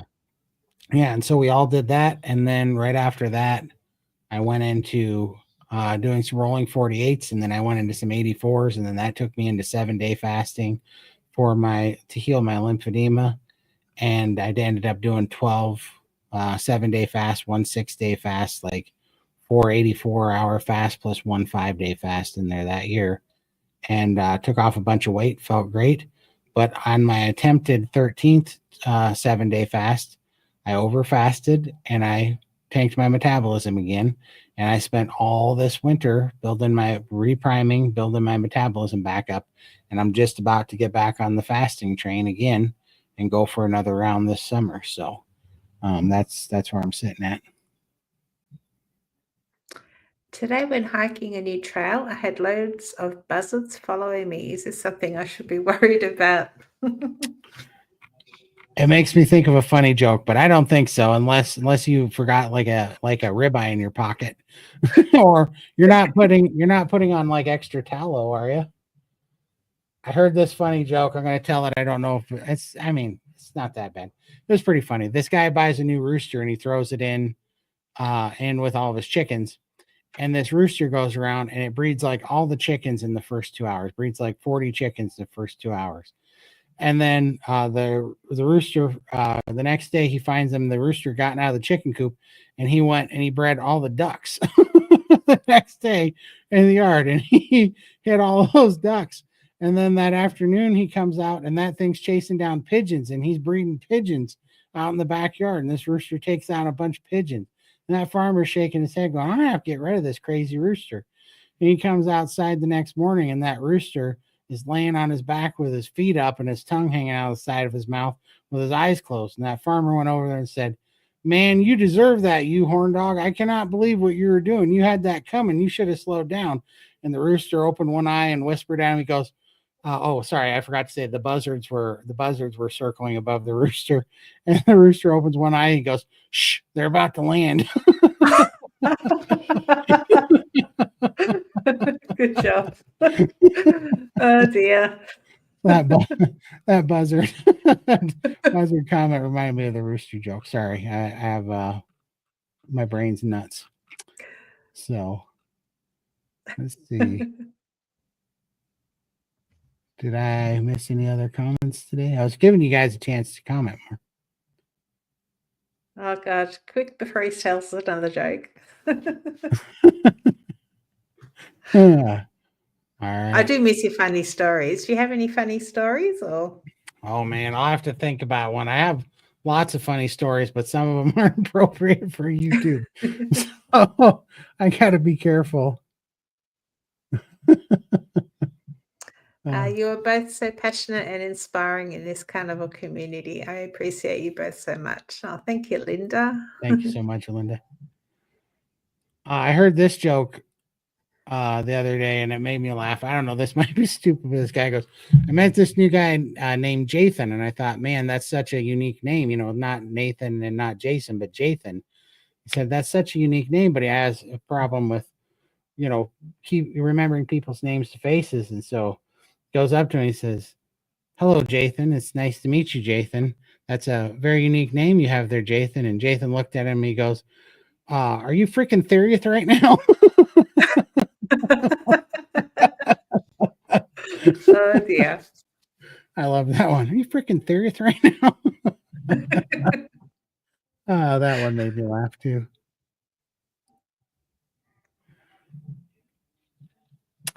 It's with 7-day water. fasting is with straw. Yeah, go for it. Yeah. So each one of them, I would do 24-hour water fast. So I would do a 24-hour water fast, and then I would do a 24-hour, I would do with a dry fast. So I do a 24-hour dry fast, start with it.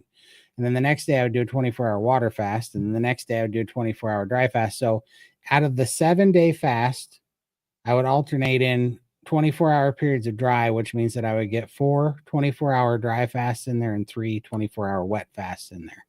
And if I'm being honest, after about the third 7-day fast of doing that, I would actually usually get like 2 24-hour dry fast in there and 1 72-hour, because I would usually the first dry fast would feel so good that I wouldn't drink the next day. So the first dry fast would actually turn into a 72-hour, and then I would do 2 more 24 hours. So a lot of times I'd end up with a 72, 2 24s, and a couple of and 2 wet fasts in there, 2 24-hour wet fasts.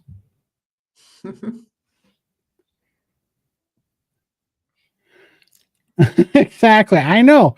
This is what I'm saying. I have to clean these up, and this is why I pause and I forget parts of it, because I have to clean them up for YouTube. But I feel you. For sure. Let's see. I've been watching you guys since last year. You are definitely inspiring. Well, thank Thanks so you. much, Mila. Well, we look forward to watching your journey. Mina was in Steak and Butter Gang at the moment, and she's kicking goals, doing really well. Just watching her there, asking questions and just talking heaps. It's awesome. For sure. And by the way, if any of you guys end up joining the Steak and Butter Gang, we do Zoom calls.